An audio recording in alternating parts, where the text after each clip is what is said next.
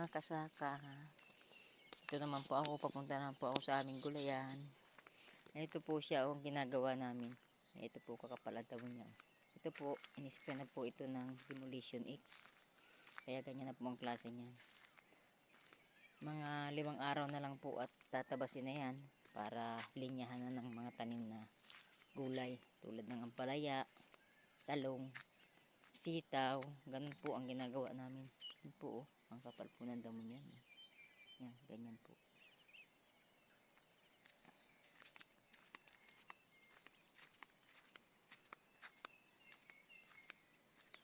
Dito po ako ngayon para bisitahin ang aking mga tanim. Ngayon po ang gawa ko dito, umaga. Ang aga ko po pumupunta dito sa aming taniman at pag hindi umuulan na katulad ngayon, ito po ay aming dinidiligan. Nag-iigib po kami ng maraming tubig para lang madiligan siya. Ayan po, nasa loob po akong ampalayahan ng anak ko. Ayan po ang mga bunga niya. Harvest lang po niya kahapon. At siya po ay nakaharvest ng 140 kilo. Ayan po, medyo gumanda-ganda po ang presyo ng ampalaya ngayon. Kaya kumita siya kahapon.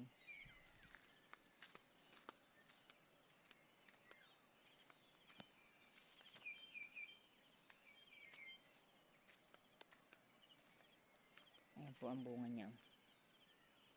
Kumbaga ito po ay hindi pa masyadong tataglan. Naka-6 na harvest na po siya dito pero wala pa po sa buong nakukuha. Puro lang po sa side. Ayan po. Sa side po ngayon meron na. May mga umakit na po unti-unti. Ito po yung amin. As in sarili namin tanim. Ayan po. Ganyan na po siya ngayon. Kahapon po, ito po ang aking ginawa. Naghahok ng mga puno. Ganyan po. Para sana ako mag-abono. Kaso po ay hindi umulan. Kaya hindi po ako makapag-abono at mamamatay po siya pag inabunuhan siya ng napakainit. Ayan po siya. Pinagayakan na po ng tansi at trellis po ang ilalagay dyan.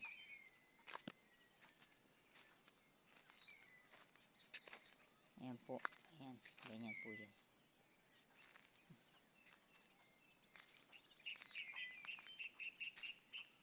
Ito po yung aking araw-araw na ginagawa habang nagtatrabaho ng iba naman yung mister ko.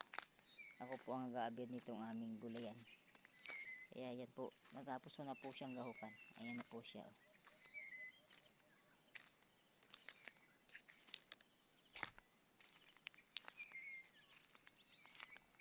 At ito rin po yung aking talungan. Ayan po, maliliit pa po siya. Kakalipat ko lang po. Kaya yan po ay hindi pa masyadong patay ang damo. Inilipat ko na para po makalaki na siya. Kaso iniinit po. Kaya talaga pong hirap na hirap magparadilig. Hanggang dito lang po ang aking video mga kasaka. At hanggang sa muli. Yan po ang talungan namin.